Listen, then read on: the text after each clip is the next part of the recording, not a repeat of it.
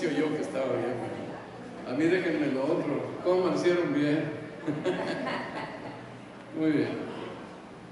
Bueno, pues vamos a continuar esta mañana con el tema de un pueblo, propiedad de Dios, celoso de buenas obras.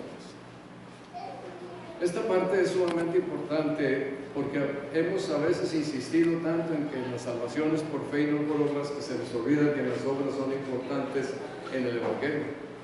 Y como dijimos la semana pasada, las buenas obras son algo especial, esencial, necesario en la vida cristiana. Vamos a leer aquí todos juntos Tito 3:8.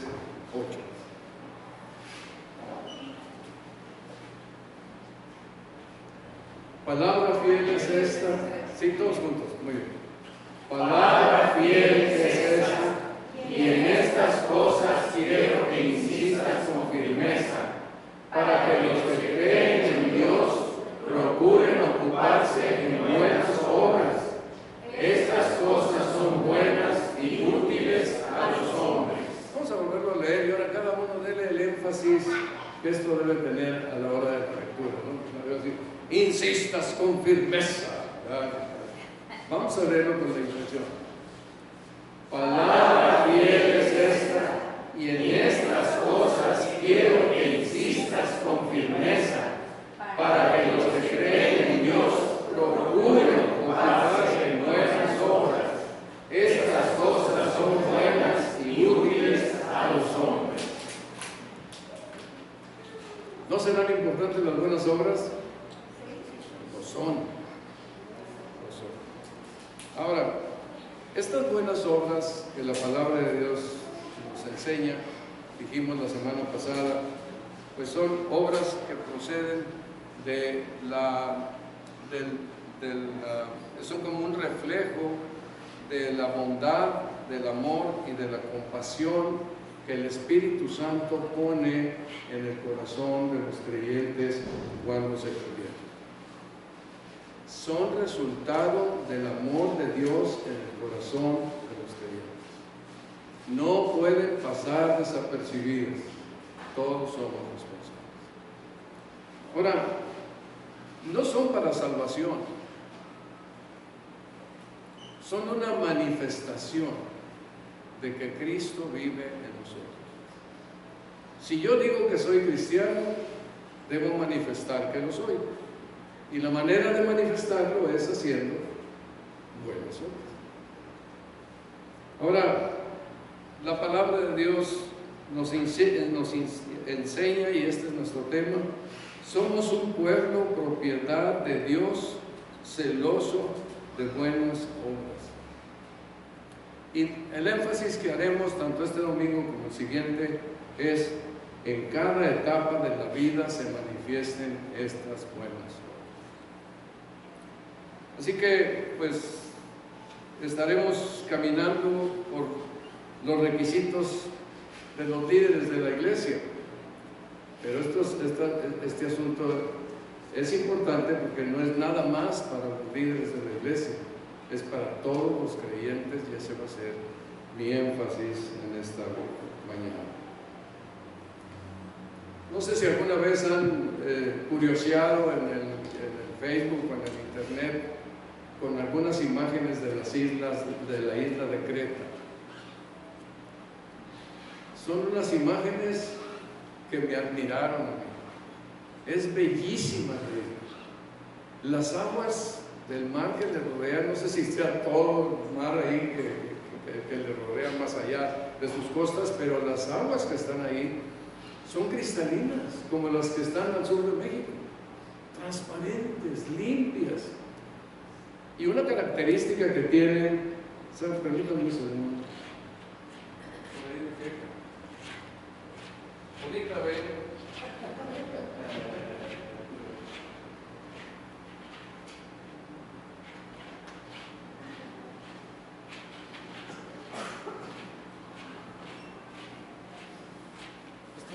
Esto es para predicar con la gracia de José Luis García. Es nada más una mera coincidencia, no es copia. No sé por qué traigo mucha sed. Entonces, ¿dónde está? Ah, es hermosa la isla, es una hermosa isla. Una de las cosas que me dejó a mí impresionado es que las playas, así que el que pueda ir, vaya, las playas tienen extensiones muy grandes y son como de metro o metro y medio de profundidad. Así que son seguras. Prácticamente animales agresivos, pescados agresivos, no hay ahí. Así que se llena. Cuando es tiempo de turismo, toda Europa se va allá, ¿verdad?, a disfrutar de las playas en esa zona. ¿Cómo serían las personas que ahí estuvieran? ¿Qué filosofía tendrían en la época en que Pablo llegó allá? Pero cristianos no eran idólatras, parece que adoraban a la naturaleza y le daban honra a ciertos dioses y diosas también. Y claro, como en todo el paganismo, pues aquello era una inmoralidad bárbara en la religión. Entonces, ahí llegó la palabra de Dios. Investigaba cómo fue que llegó la palabra de Dios ahí y aparentemente Pablo, no se dice algo específico cómo llegó. Pero Pablo estuvo 2 años en Éfeso y probablemente pudo navegar 300 kilómetros de los puertos de Éfeso a la zona de Creta y llegó. Y posiblemente ahí fue donde el Evangelio corrió y se presentó, se predicó a los cretenses. Otra posibilidad es cuando en Hechos 27 el apóstol Pablo va rumbo a Roma, preso, en su primer encarcelamiento, y poco antes de caer en el naufragio, que fue ya cerca de acercarse a Roma, antes de llegar a ese naufragio, ellos tuvieron que estar bordeando la parte sur de Creta, porque se avecinaba un mal tiempo y no estaban seguros si partir o no partir, y estaban en esto.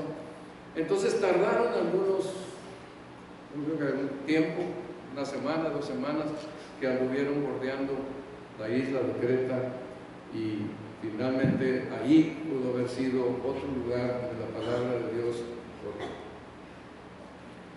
En el 2 de Tesalonicenses capítulo 3 versículo 1 dice el apóstol Pablo que entre los tesalonicenses la palabra del Señor corrió y era glorificada. Recordemos que el evangelismo no es el esfuerzo humano, es Dios obrando en las personas. Entonces no es difícil que en algún momento de estos, en donde a nosotros se nos puede escapar o el relato de Hechos no lo mencione con claridad, ahí pasó Pablo, ahí predicó el Evangelio y ahí cumplió el Evangelio. Ya después lo encontramos con Tito, que está haciéndose cargo de las iglesias, y es donde escribe esta carta para ayudar a las personas que se estaban reuniendo, congregando con creyentes allí en Creta, para que les ayudaran a resolver algunos de los problemas que se estaban presentando en el mundo. Cuando comenzamos a leer Tito, nos da la base de la predicación de esta epístola. Ahí al principio dice en la versión 60, Pablo, siervo de Dios, y apóstol de Jesucristo, conforme a la fe de los escogidos de Dios y el conocimiento de la verdad que se pierde, en la esperanza de la vida eterna, la cual Dios, que no miente, prometió desde antes del principio de los siglos, y a su debido tiempo manifestó su palabra por medio de la predicación que me fue encomendada por mandato de Dios nuestro Salvador. Cuando leemos en la nueva versión viviente, como que nos deja un poquito más despejada, con una nueva manera más actualizada de hablar, de escribir, y nos deja con mucha claridad en lo que está diciendo el apóstol Pablo. Aquí hay que estudiar y hay que meditar en las palabras y llegamos a la misma conclusión. Pero aquí tenemos lo que Pablo dice lo siguiente: yo, Pablo, esclavo de Dios y apóstol de Jesucristo, escribo esta carta.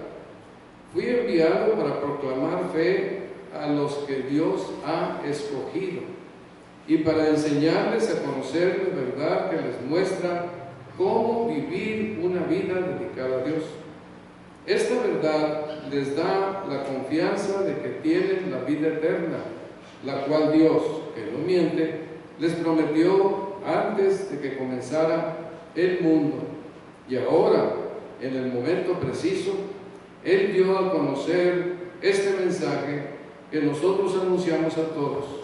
Es por mandato de Dios nuestro Salvador que se me ha confiado esta tarea para Él.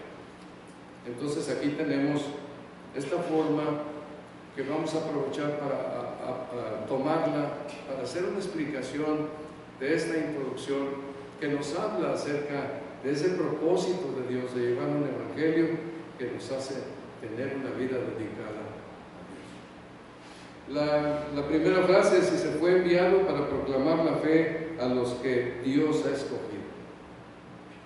Lo que vemos en las Escrituras es que el evangelio se podía proclamar en todas partes, pero los escogidos de Dios respondían favorablemente así.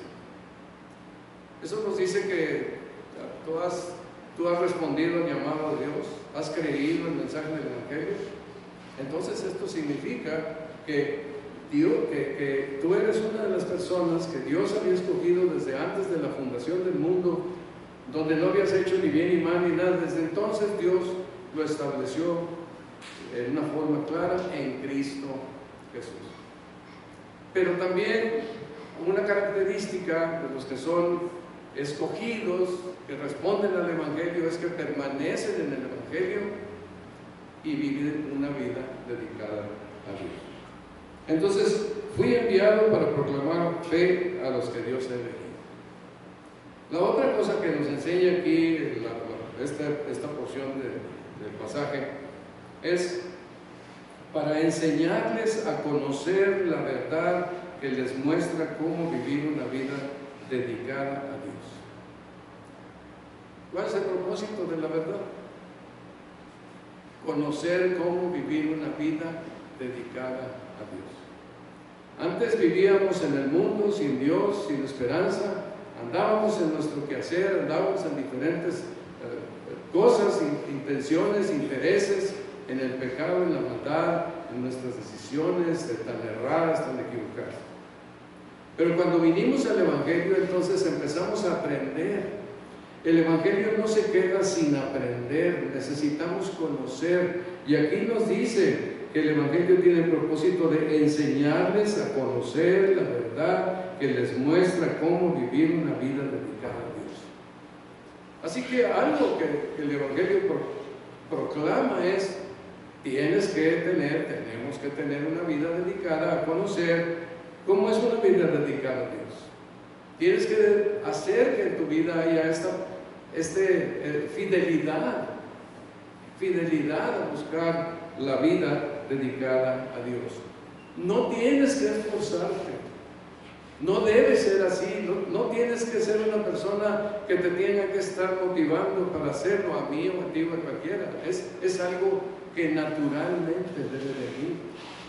Porque cuando nos relacionamos con el Señor, cuando es perdonado nuestro pecado, cuando hemos nacido de nuevo, cuando todas estas cosas de la verdad bíblica vienen a nuestra vida, es natural que andemos en nuevos caminos. Sí, hay una rebeldía dentro de nosotros que está ahí por el pecado natural, que todavía permanece hasta la resurrección de nuestro cuerpo, pero nos esforzamos en vivir una vida dedicada a Dios. Dice en Efesios 2:10: porque somos hechura de Dios, y dice la Nueva Traducción Viviente, la obra maestra de Dios. Cada uno de nosotros que hemos conocido el mensaje del evangelio, por causa del milagro tan enorme que representa que alguna persona se convierta, somos una obra maestra de Dios. Y este propósito, y esto tiene como propósitos: somos creados en Cristo Jesús para buenas obras, las cuales Dios dispuso de antemano a fin de que las pongamos en práctica. Buenas obras, para eso.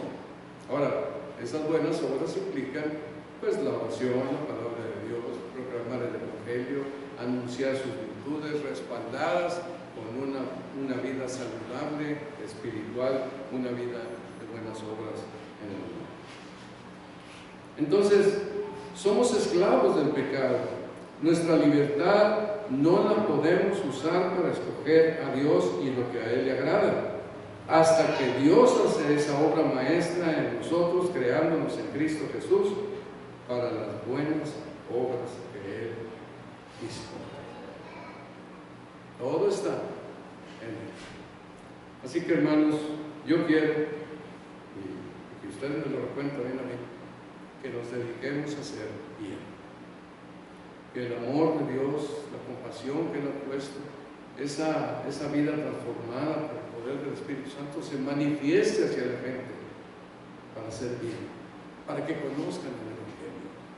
No para tener una buena reputación nosotros, no, para que conozcan el Evangelio, para que no contradigamos el Evangelio, para que cuando lleguemos podamos decirles el Evangelio transforma y puedan creer, porque ven una vida transformada en nosotros. Dice Efesios 2:7, de modo que en los tiempos futuros Dios puede ponerlos como ejemplos de la increíble riqueza de la gracia y la bondad que nos tuvo como se ve en todo lo que ha hecho por nosotros que estamos unidos a Cristo Jesús. Efesios 2:7. En los tiempos futuros Dios puede ponernos como ejemplos de la increíble riqueza de la gracia y la bondad que nos tuvo, como se ve en todo lo que ha hecho por nosotros, que estamos unidos a Cristo Jesús. Ahí está una parte clave, y ese será el énfasis de estas semanas en que estamos pensando en Tito. Hay mucha enseñanza en Tito. Aquí estamos tomando este énfasis de las buenas obras porque la encontramos por toda la epístola. Ahora, esta verdad que dice la Escritura, dice, esta verdad de la transformación de Dios para que nosotros vivamos una vida dedicada a Dios, esta verdad les da la confianza de que tienen la vida eterna, la cual Dios, quien no miente, les prometió antes de que comenzara el mundo. Tenemos vida eterna, pero es algo que no vemos. Sabemos que tenemos vida eterna, confiamos que tenemos vida eterna. Estaremos en la presencia de Dios por siempre, gozándonos con Él en su presencia, gozándonos y alegrándonos de la gran bondad de Dios, gozando la vida eterna. Ahora, la vida eterna es algo que se va confirmando en la medida que vamos viviendo la vida cristiana. No es, uno puede tener el gozo de la salvación, pero esta confianza, especialmente en la vida eterna que viene en Cristo, se va confirmando y haciendo más sólida, más fuerte, más clara, más definida conforme vamos nosotros caminando en fidelidad. Aquí dice, esta verdad les da la confianza de que tienen la vida eterna, porque es vivir, nos enseña a conocer la verdad que les muestra cómo vivir una vida dedicada a Dios. Esa vida dedicada a Dios en la práctica nos va dando la confianza de que tenemos vida eterna, que Dios, que no miente, nos la ha prometido. Cuando leemos en el Evangelio, por ejemplo el Evangelio de Juan, los escritos del apóstol Juan, en el Juan 3:36 nos dice, el que cree en el Hijo de Dios tiene vida eterna, pero él, El que cree en el Hijo de Dios tiene vida eterna, pero el que rehúsa creer en el Hijo no verá la vida, sino que la ira de Dios está sobre él. Una persona que no ha creído en el Hijo está bajo la ira de Dios. No lo sabe, o no lo cree, no lo siente, no lo percibe, pero está bajo la ira de Dios. Pero todo aquel que cree en el Hijo de Dios y se convierte, entonces la palabra de Dios nos dice, tiene vida eterna. Entonces, ¿has creído en el Hijo de Dios? Que Él murió por tus pecados, resucitó al tercer día y Él está ahora a la diestra del Padre intercediendo por ti. ¿Crees en el Hijo de Dios, que es tu Salvador? Y en tu corazón dices sí. Cuando en tu corazón dices no. Si dices no, la ira de Dios está sobre ti. Si dices sí, tienes vida eterna. ¿Tan sencillo? ¿Sí? Más difícil no lo podía poner Dios porque no llegabas a ningún lado. Lo hizo sencillo. Pero fíjense también como dice, y esta es la voluntad del que me ha enviado, que todo aquel que ve al Hijo y cree en Él, tenga vida eterna, y yo le resucitaré en el día posterior. Hemos visto el Evangelio a través de las Escrituras. Hemos conocido ese mensaje hermoso de la palabra de Dios a través de las Escrituras. Y dice, si hemos visto ese mensaje, esta es la voluntad del que me ha enviado, que todo aquel que ve al Hijo y cree en Él tenga vida eterna. Esto es todo el tiempo, para toda la eternidad con Dios. Ahora Juan 17:3 dice, y esta es la vida eterna. Esta es la vida eterna. Esta es la forma en que la vida eterna llega a nuestras vidas. Que te conozcan a ti, el único Dios verdadero, y a Jesucristo, a quien has enviado. Hermanos, no lo podemos conocer a menos que Dios intervenga. Pero creemos que ahorita lo hemos conocido todos nosotros y tenemos la claridad que Él es el Salvador nuestro, el Salvador del mundo, el que nos ha dado la vida eterna, y tenemos la confianza de que tenemos la vida eterna. Pero eso es por la revelación que Dios ha traído a nuestras vidas en el momento en que nos convertimos. Esta es la vida eterna, que te conozcan a ti, el único Dios verdadero, y a Jesucristo quien has enviado. Y una más aquí dice en Juan 5:11 y 12, texto que allá cuando yo me convertí usaba mucho este pasaje para hablar del Evangelio con las demás personas, porque era como tan claro, me parecía tan claro, y se los quería demostrar y no les parecía tan claro, pero a algunos sí. Y dice, el que cree en el Hijo de Dios tiene el testimonio en sí mismo. El que no cree, a Dios le ha hecho mentiroso porque no ha creído en el testimonio que Dios ha dado acerca de su Hijo. Y este es el testimonio, que Dios nos ha dado vida eterna, y esta vida está en su Hijo. El que tiene al Hijo tiene la vida, el que no tiene al Hijo de Dios no tiene la vida. Dios nos lo ha dado. ¿Y dónde está? En su Hijo.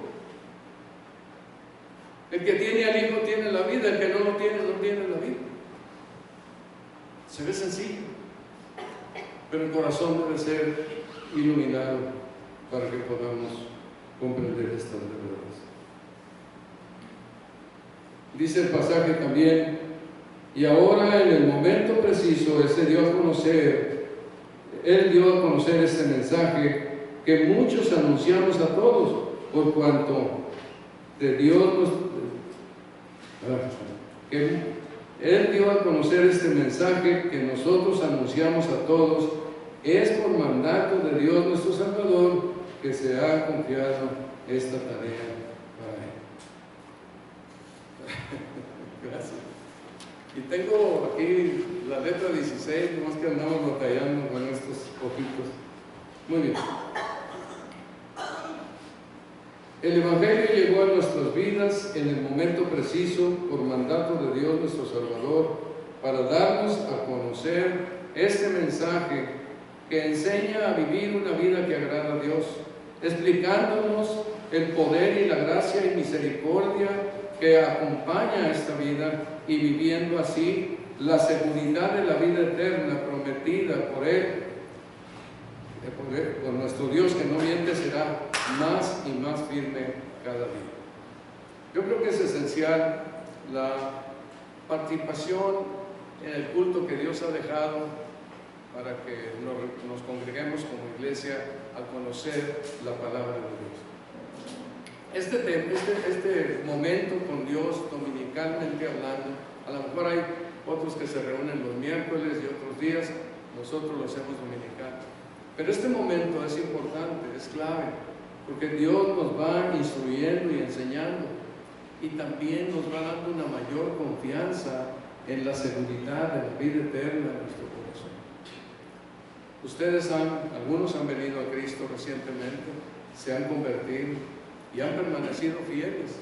Y sin duda este momento que están viviendo con la enseñanza de la palabra de Dios va trayendo una mayor confianza de la seguridad de la vida eterna en sus corazones, de la salvación en sus corazones, porque la palabra de Dios nos orienta, nos guía, nos enseña, es vida para nosotros también. Entonces nos va dando una confirmación en la palabra de Dios y en la verdad de la vida eterna en nuestras vidas. Así que, hermanos, permanezcamos fieles a conocer la enseñanza de la palabra de Dios, porque esto es vida para nosotros y nos da confianza y seguridad. Lo que hemos visto, si yo me acerco a la iglesia, me acerco más. Si yo me alejo de la iglesia, me alejo más. Tenemos 52 domingos. ¿Cuántos domingos voy a la iglesia? ¿52? Pues ya falté 5, ya falté 10, ya falté... Le vamos mermando. Y por lo general, las personas no leen la Biblia en su casa, ni estudian la palabra de Dios, y a lo mejor oran muy poco, y quizá por las necesidades estrictamente personales que son importantes. Pero necesitamos la comunión con Dios, con su palabra, con la oración, con los cantos, con la alabanza, y necesitamos la comunión unos con otros para que nosotros nos ayudemos. La mutualidad para Dios es importante, porque es el camino por medio del cual Dios está ayudándonos unos a otros, Él viviendo en nosotros, animándonos y ayudándonos unos a otros. Es importante que tengamos esto con claridad.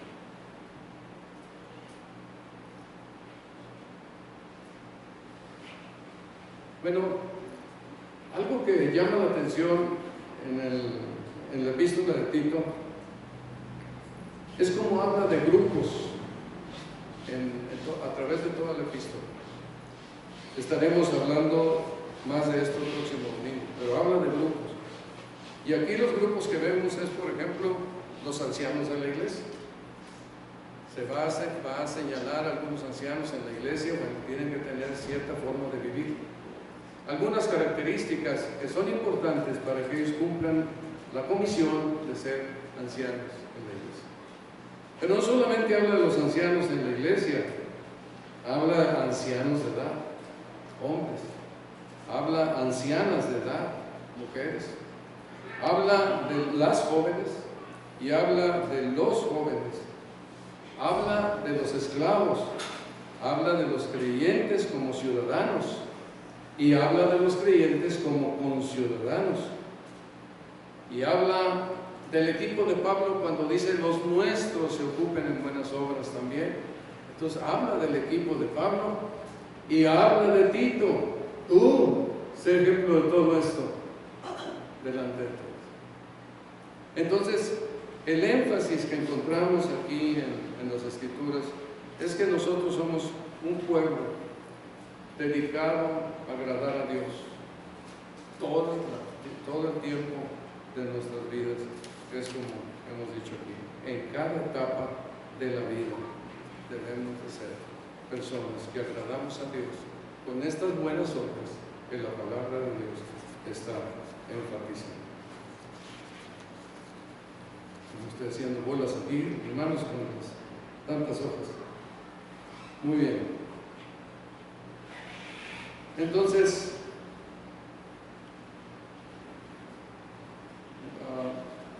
en cada etapa vamos a vivir para agradar a Dios. Y aquí en Tito y en toda la Escritura nos presenta la forma que Dios está esperando que cada uno de estos grupos agrade a Dios. Mi esposa y yo conocimos el Evangelio cuando teníamos 19 años. Y fue muy claro para nosotros. Vinimos a la salvación que el Señor nos ofrecía y nos transformó. De no querer tener nada con las Escrituras, entramos a tener un tiempo hermoso en las Escrituras con los hermanos de la iglesia. Pero lo que me doy cuenta en la experiencia que hemos vivido es que en aquella época yo tenía ciertas responsabilidades. Vivía con mi mamá, con mis hermanas, y también por otro lado estaba estudiando en la universidad y tenía compromisos y responsabilidades que cumplir para la gloria de Dios, no para mis cosas, sino para el Señor. Y entonces la palabra de Dios me fue instruyendo para tratar de vivir la vida que a Dios le agrada en aquel momento de mi vida. Luego más tarde pues ya estábamos casados y luego éramos padres de estos hermosos hijos que tenemos, y luego tuvimos que trabajar y enfrentar situaciones adversas, demandas y cuantos pleitos con clientes y todo lo que ustedes quieran, ¿verdad? Pero todo esto, los principios de la palabra de Dios nos normaron, nos llevaron adelante paso a paso en todas las épocas. Tuve tiempos muy hermosos como un predicador en la iglesia local y como predicador itinerante, también como pastor, pero ahora soy un hombre de 82 años y estamos viviendo una época difícil. Yo me imaginaba que la ancianidad era muy sencilla, pero no. Soy flojo, y siendo anciano soy más flojo, y no quiero ser flojo. Y muchas otras cosas con las que batallo. Tengo miedo y no quiero tener miedo.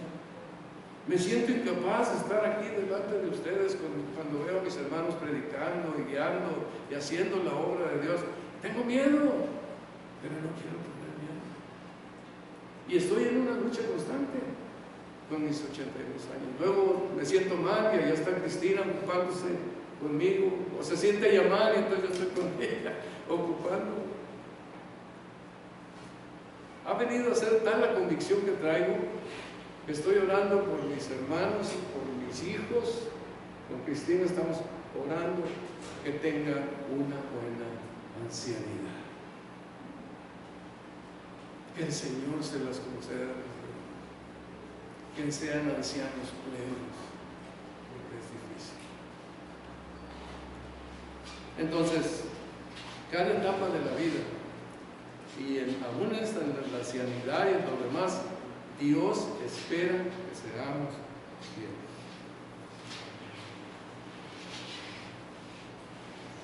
Otro aspecto que nos menciona aquí Tito es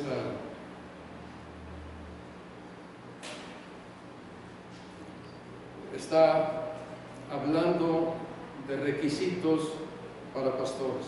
Mi énfasis no es hacer un énfasis de los requisitos para pastores, pero sí hacer el énfasis en que estos requisitos los debemos de vivir todos. No se trata de que ellos lo vivan. Los pastores no aparecen repentinamente aquí siendo fieles a todo lo que indica Tito. No aparecen. Tienen que tener un historial que compruebe que son fieles a todo lo que Tito está indicando. Entonces, Esto es la introducción a la carta hablando de los líderes, pero es un énfasis fuerte para todos los creyentes de que todos tenemos que poner atención a lo que se demandan los líderes, porque nosotros también debemos responder de la misma forma ante las necesidades de la vida. Aquí Tito presenta algunos aspectos de la vida de los líderes en lo familiar, en lo ministerial, en la vida espiritual y también en la vida que confronta la verdad del Evangelio. Y esto que está diciendo aquí va para todos nosotros también. Una de las primeras cosas que dice en lo familiar: el que fuere irreprensible, marido de una sola mujer, y que tenga hijos creyentes, que no estén acusados de disolución y de rebeldía. El que fuere pues es alguien que tiene esa forma de vida. Se tiene que ver esa forma de vida. Como decíamos, las buenas obras se tienen que ver. Entonces tiene que verse esa forma de vida. ¿Y cuál es? Que sea irreprensible para con su familia. La familia tiene que tener una buena opinión del padre de familia. Entonces el que sea irreprensible es el que tiene parte de eso. Así que mi vida en lo privado debe de ser irreprensible, y con lo que dice aquí: marido de una sola mujer, que tenga hijos creyentes, que no estén acusados de disolución y de rebeldía. Intachable. Algo que es fiel en lo general, de una forma normal, correcta, es fiel a hacer lo que tiene que hacer, a vivir correctamente en amor, en cuidado, en atención a su familia. Yo insisto que cuando ustedes tengan una parte, que cuando ustedes estén pensando en su casa, en su hogar, hablen bien, comuníquense correctamente, con cortesía: por favor, ayúdame, te ruego, te ayudo, pendientes unos de otros, allí en la casa. Esto es algo importante, y el papá, pues tiene, el jefe de la familia, juntamente con su esposa, tiene que promover este tipo de asuntos. El que fuera irreprensible. En cuanto a hijos creyentes, la mayor parte de los traductores dicen hijos creyentes, solamente unas pocas versiones dicen fieles. Pero cuando veamos a los comentarios, ya de los comentaristas, la mayor parte dicen no necesariamente que sean creyentes, pero sí que sean muchachos que aprecian a la familia, que son fieles a la familia, que aman a la familia. Y esto pues es la buena relación que tenemos en el interior del hogar, en donde podemos estar todos en buena relación. El otro aspecto que presenta aquí Tito es lo ministerial. Porque es necesario que el obispo sea irreprensible. Ahora ya no es en la casa, sino en la iglesia.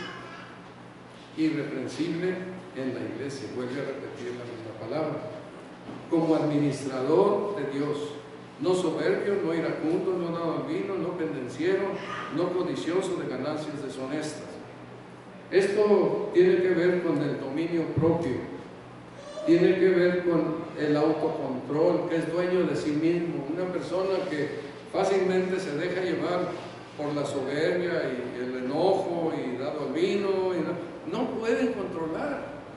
Una persona que es creyente debe controlarse, debe saber hacerlo, no va a andar reventando en todas partes con su ira, su enojo. No. La vida cristiana tiene que ver con esta realidad. Todos nosotros, como creyentes, no podemos ser soberbios, ni iracundos, ni dados al vino, ni pendencieros, ni codiciosos de ganancias deshonestas. Este no es el camino de la vida cristiana. Entonces, pero todos los creyentes tenemos que tener ese camino, no nada más los ancianos de la iglesia. Es necesario, y es necesario para nosotros que seamos irreprensibles y andemos en estos caminos. Al contrario de esas cosas como soberbio, iracundo, al contrario, somos hospedadores, amantes de lo bueno, sobrios, justos, santos dueños de sí mismos. Y este dueño de sí mismo es producto del Espíritu de Dios viviendo en nuestra vida. Es ahí en donde viene. De ahí se empieza a manifestar. Acuérdense, este es el carácter de Dios.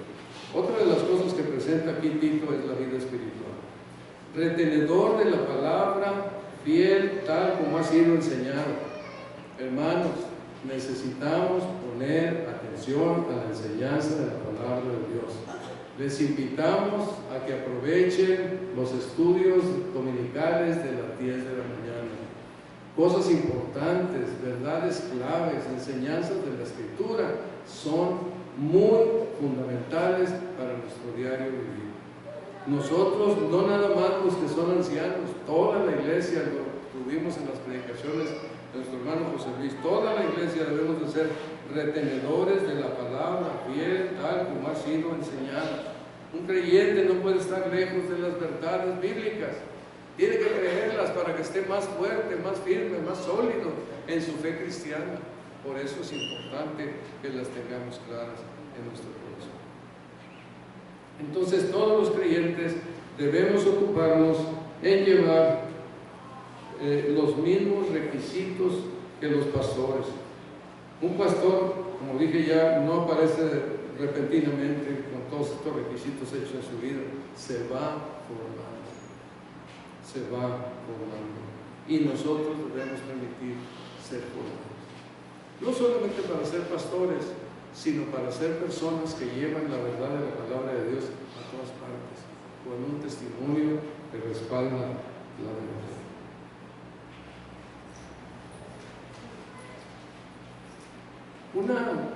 Algo que quisiera que volviéramos a repetir, ya lo dijo nuestro hermano José Luis, y quisiera que nos vuelva a quedar claro, es que la iglesia es donde Dios da el crecimiento. No es en la individualidad y en la soledad, es en la iglesia. Dios lo estableció, es su esposa, su novia, su templo, su cuerpo, todo. No la minimicemos, es importante para Dios y debe ser importante también para nosotros. Y fíjense, por ejemplo, lo que dice aquí. 1 Corintios 3, 6 y 7. Si yo planté, dice Pablo, Apolo regó, pero el crecimiento lo ha dado Dios. Yo planté, Apolo regó, pero ¿quién da el crecimiento? Dios. Si estás creciendo, hermanos, porque Dios está llevando ese crecimiento. Pero las personas estuvieron en donde se plantó y en donde se regó. Hay que estar ahí para que Dios nos dé ese crecimiento. Colosenses dice 2:19, y no haciéndose de la cabeza, en virtud de quien todo el cuerpo, nutriéndose y uniéndose por las coyunturas y ligamentos, crece con el crecimiento que ha dado Dios, que Dios da. Ahí está. Unido, agarrado, tomado de la cabeza, en virtud de quien todo el cuerpo, la iglesia universal, la iglesia local, unidos al cuerpo del Señor Jesucristo. Y ahí nos vamos nutriendo y uniéndonos por las coyunturas y ligamentos, unos a otros. Nos vamos ayudando, animando. La vida tuya me anima a mí, la vida mía te debe animar a ti, la vida de unos y otros nos debemos ayudar, animar, poner el entusiasmo, el ánimo, el gozo, el fervor. Cada vez que venimos, seamos poquitos o muchos, con fervor, venir y estar aquí listos para adorar a Dios, porque Él dijo que estén dos o más. Entonces, ahí está. Él está presente y a Él le rendimos culto y a Él adoramos. Entonces, aquí tenemos la importancia de ese crecimiento en la iglesia. Ahora, este crecimiento se va a enfrentar un día a la necesidad de defender el Evangelio o de hablar del Evangelio en situaciones no muy favorables. No le tengan miedo, Dios les guiará y les ayudará. Pero claro que con la instrucción y la edificación que se recibe en la comunión de la iglesia, calle, que se recibe en la comunidad de la iglesia, es importante, ahora que no se calle es ya. Es importante, esa instrucción de la iglesia nos ayuda para estar listos y enfrentar las situaciones que pudieran presentarse en el diario camino. Nos sorprenden, no sabemos qué hacer, pero Dios nos ayuda y su gracia está con nosotros. Déjenme comentarles dos pequeñas historias para terminar. Bueno, decir antes, el cristianismo debe combatir la falsa enseñanza. Ahorita hay muchas iglesias con falsa enseñanza. Hermanos, no tenemos idea de cuánto daño hacen esas falsas enseñanzas a las personas y cómo las vacunan contra el evangelio real, el verdadero. Entonces, en cuanto haya posibilidad, no vamos a ir hablando aquí de otras iglesias, ¿no? Pero cuando se presente la oportunidad, decir la verdad, estamos aprendiendo aquí de la sana doctrina. Y hay que taparles la boca, dice también el apóstol Pablo. Bueno, les quiero comentar dos pequeñas historias. Un día estábamos en la casa de un tío de mi esposa, un tío muy amable, muy buena persona conmigo. Estaba llena la casa, una casa lujosa, en Echegaray, y mucha gente importante ahí, contadores y vendedores, y gentes ejecutivas, y yo me sentía así, ¿verdad? En medio de todos ellos. Repentinamente estoy platicando ahí con una persona y se oye un murmullo, pero no se imaginan, impresionante. Y entonces yo me asomo ahí y le digo, ¿qué pasa? ¿Qué pasa? Se me bajó el micrófono. Dice, viene el padre Aldo. ¿Y quién es el padre Aldo? Ya no lo ve usted. Oiga, llegó el padre Aldo. Y como decían los hermanos de Sosocotla, parecía que lo habían mandado a hacer. Un hombre alto, vigoroso, rubio, hermoso de rostro, fuerte, de buen peso, pasando, pero Dios mío, haciendo una corte de plaza por ahí. Y pasó, ya pasó, qué bueno, ya no tengo nada que ver con él. Y entonces el hombre me dice, oiga, vamos allá con su tío. Entonces llego ahí con el tío. Y entonces el tío estaba, el padre Aldo con él, y estaba ahí el señor sentado, y se ve que la gente lo apreciaba muchísimo. Entonces ahí está el tío, y yo saludo al tío y me presenta con el padre Aldo. Y entonces el amigo con el que yo estaba hablando me dice, sería muy bueno que usted platicara con el padre Aldo aquí delante de todos. Algo así me dijo.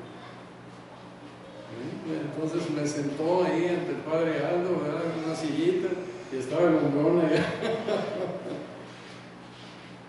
Yo no sé qué pasó, pero pude hablar del evangelio con toda claridad.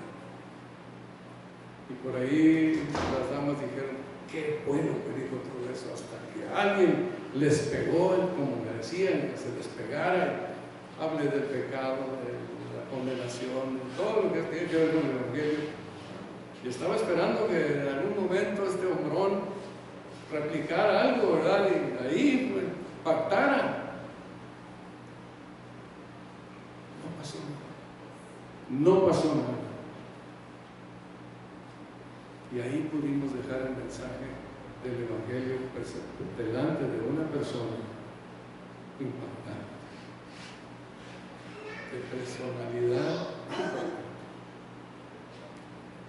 En otra ocasión estaba, y yo pues créanme, con mucho miedo y todo, en otra ocasión estábamos en la Facultad de Arquitectura, ahí en las clases de la materia, y estaba platicando con alguna persona, mi corazón quería hablar del evangelio, entonces estoy hablando con el evangelio, del evangelio con un compañero, y le estoy diciendo, Y ya ven ustedes que de repente se hace un silencio tremendo.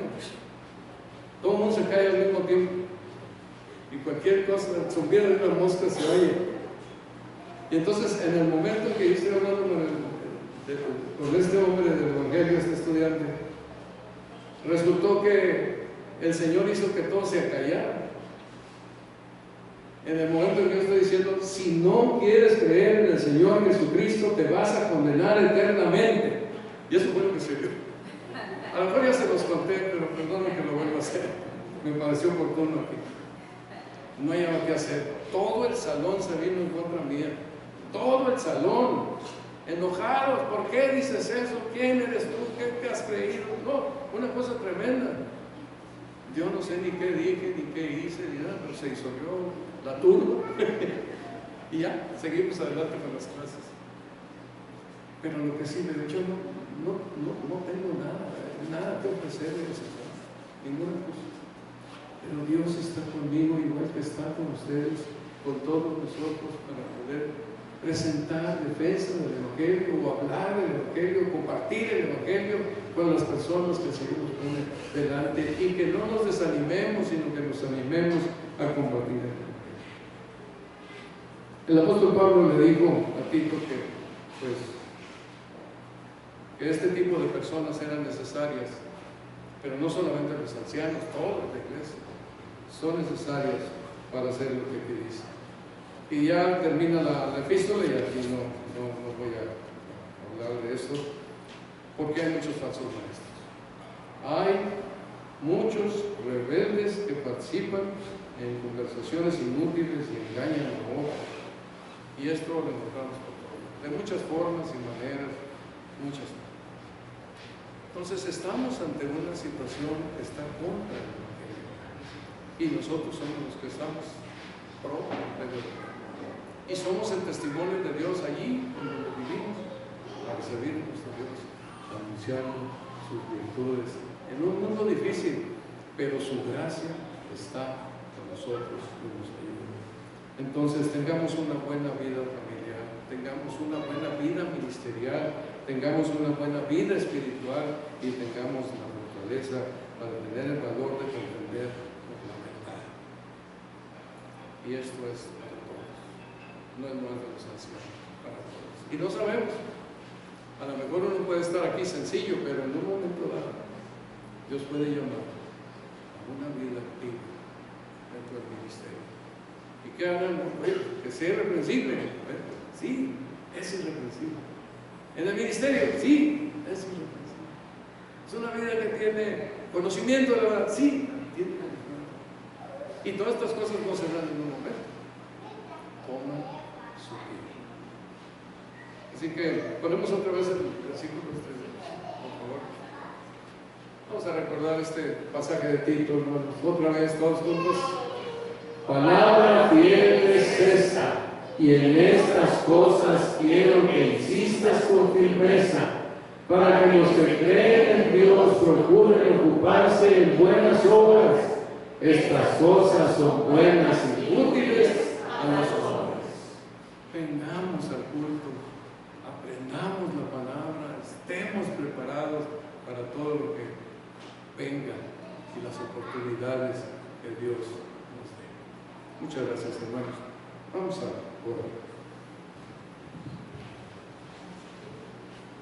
Amado Padre Celestial, cuántas gracias te damos por tu palabra, por la enseñanza que nos da, y ayúdanos a ser fieles a ti, ser personas que tenemos celo para agradarte a ti en todo, conocer tu verdad, aprender tu doctrina, tu enseñanza, y que podamos nosotros ser instrumentos en tus manos para alcanzar a otras personas que no te han conocido y que vengan a disfrutar de la vida cristiana. Bendito sea tu nombre, porque por tu gracia y tu misericordia nos ayudas y nos permites, Señor, ser cristianos que te sirven, que podemos vivir con fidelidad en esta vida, en este mundo en el cual estamos. Muchas gracias, Padre Santo. En Cristo Jesús. Amén.